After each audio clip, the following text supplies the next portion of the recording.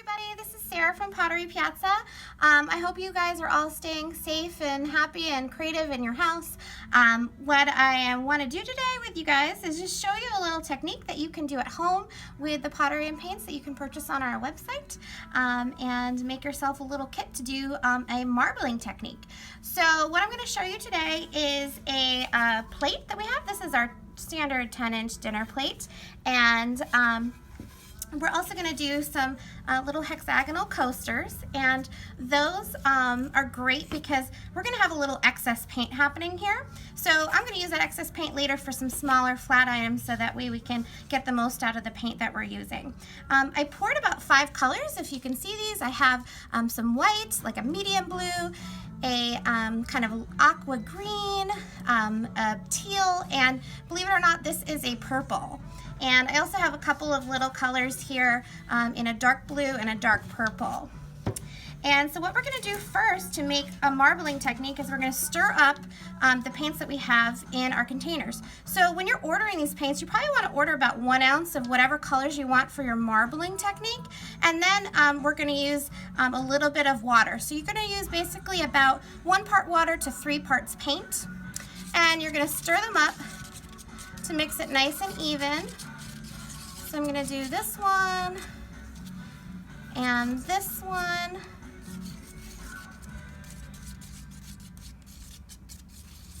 And get those kind of stirred in really well.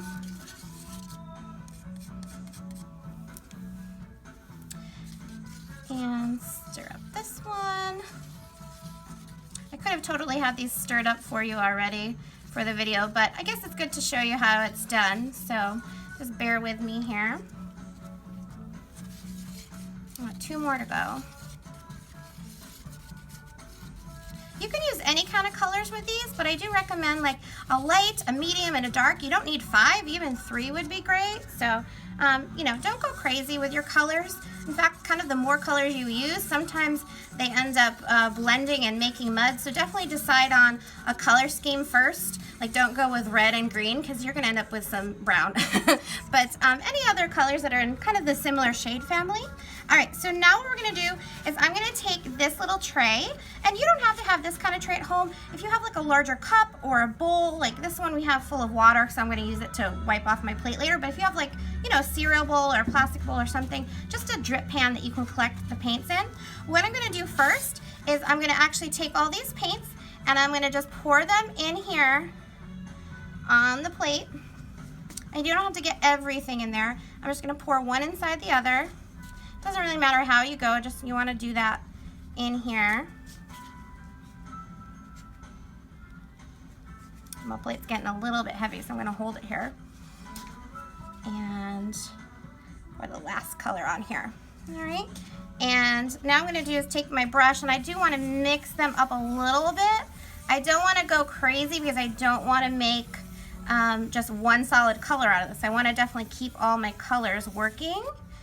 So I'm going to do that. And then now I'm going to pour this on my plate, and you'll see the colors, and you'll see all the colors kind of blend on the plate. And I don't have to get everything back off of there. But I'm going to put this plate to the side. It does make a mess, so have some paper or newspaper or something underneath. And now I'm going to take my plate and I'm going to swirl this all around. All right, and I'm going to start pouring off. Some of that water just helps to kind of move the paint around. And I'm going to swirl it, swirl it, swirl it.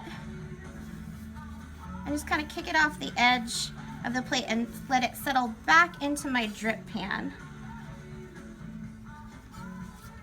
And you can see it's already starting to make some really cool marbling effects on the pottery.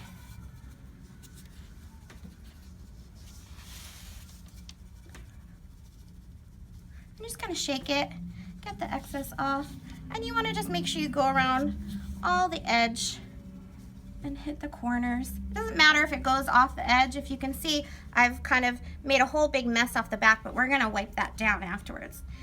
So I'm going to shake this all off, get as much off of it as I possibly can.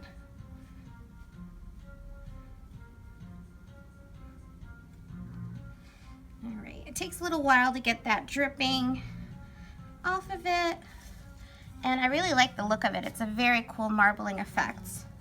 I'm gonna try to just get a little bit here, and you can see I kind of touched my finger on the edge a little bit, so I'm just gonna tap a little color here, just so that way I'm not kind of screwing up the edge. There we go.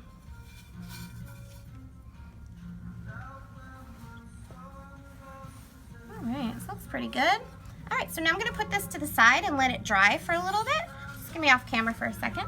And now I'm kind of messy again, so I'm just gonna like wipe up with a little bit of water. I just wanna get off any extra mess that I'm making here. Now I have a tray that is kind of been mixed in. I'm gonna stir this together only because I wanna get that water mixed in a little bit better for these next tiles that I'm doing.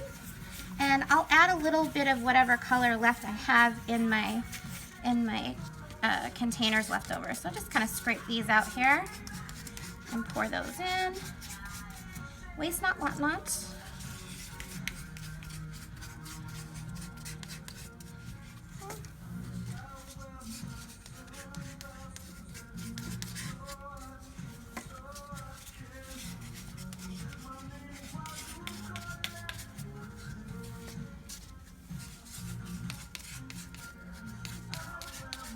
There we go, got those, and then I want to add a little extra color in here, maybe a little blue.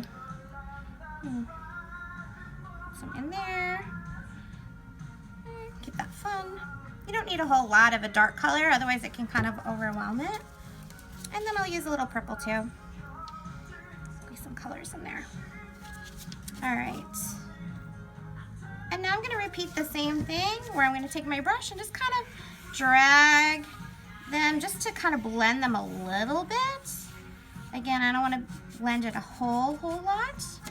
And now what I can do is I can either marble this two ways. I can, which might be pretty easy, is just to dunk this face in and kind of swirl it around, which that's what I'm going to do because I have a nice little tray and these seem to fit, and that way I'm not making a huge mess. But you could also just repeat the same pattern with the tray, with a plate, if you use this and just pour it on here and then swirl it around, but then I need another tray for that. So you could always have a second tray and repeat it the same way as you did the plate. But I'm going to dunk these in here just so that you can see the different kind of look that you can get from this. So I'm going to just dunk it face first, kind of swirl it around a little bit, and then pick it up and then just let it kind of shake off.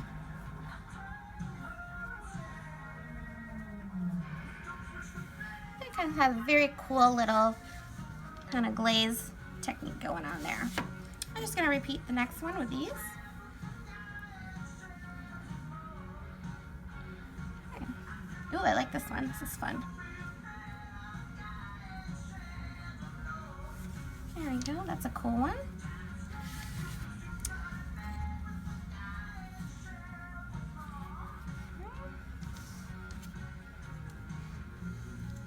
I want to go in different directions with this one. Get that dark color right back in the center. That looks cool. All right. And last one.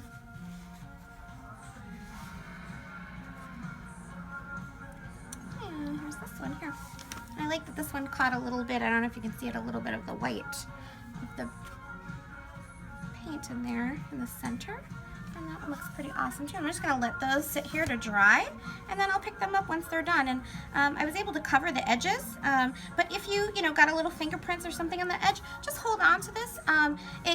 Once these dry, and most of these are actually starting to dry, you can just take your finger and just dab a little corner, and nobody's going to notice anything. Now I have all this left over. This would actually be really cool if I could glaze the inside of the mug. So I'm going to ask my trusty helper, which is my husband who's recording this, to go grab me a mug off the shelf.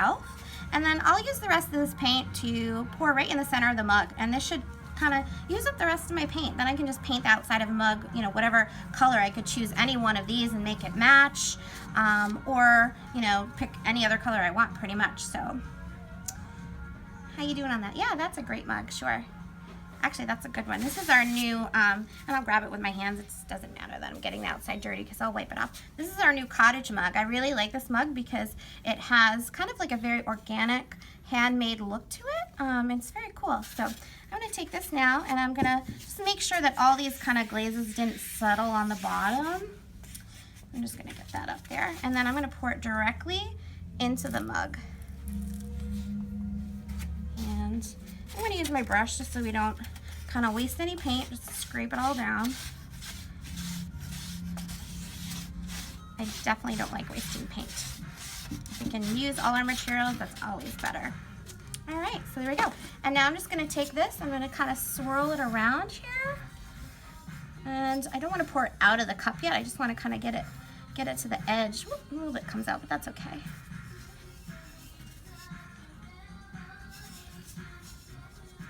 All right, now that I went around one whole time, now I'm going to pour it out and just kind of tip it as I pour it so it hits the edge and gets the edge of it. All right, and there we go. And now, you know, as you see, I'll show a picture of these items fired when they come out of the kiln, but you'll notice the plate that we did at the beginning, and I'll pull that back into the frame in 1 second once I let this just get all the excess out. You definitely want to, if you're using a mug, you definitely want to turn it upside down and shake all the excess paint out, because you don't want to pool the paint at the bottom where it's sitting in there and you're getting like 10, 12, 15 coats of paint basically by leaving a pool of paint at the bottom, because that is not good. So you do want to definitely kind of shake it until like most of all the drips stop. All right, so there we go. So that's the inside of my cup, and that is going to be mostly kind of a mix, but you can see probably pretty close that you can see a little bit of marbling in there. So that one is going to be a very faint marbling pattern because that was the end of our paint where we've kind of mixed it. But the first one, as you can see, this is starting to dry. It's showing a lot of marbleization. And these are kind of also in the middle with those, all right? So that is my technique for today. The last thing I will do, and I'll demonstrate on the mug, is you wanna take a round sponge and some clean water, and you wanna wipe off the giant mess that you made on the outside of your mug. So once you, and the back of your plate and the back sides of your tiles. So once these all get cleaned off, you just keep rinsing your sponge in a clean water. We sell these on our website too, which are great. They're called the Hydra Sponge. And you just keep cleaning it, and keep rinsing, so you're using a clean edge. And then once you are done cleaning it, you can also use this very edge here to kind of just get a nice little clean edge up at the top, like make a nice clean lip. All right, once I'm all done cleaning this off, what I would do is let it dry completely, so the inside is totally dry, and then I'd come back and I'd paint like 3 coats of paint of whatever color choice that I would want. I think I would pick something that matched one of those colors that I used previously. So, all right, and then that is everything. I will post an update with the fired finished look of these mugs probably in about a week when they get through the kiln process, all right? I hope you guys have a great time. You can order any of these products on our website at potterypiazza.com and just go under the shop tab for Painted Home Pottery. Thank you. Have a great day. Bye-bye.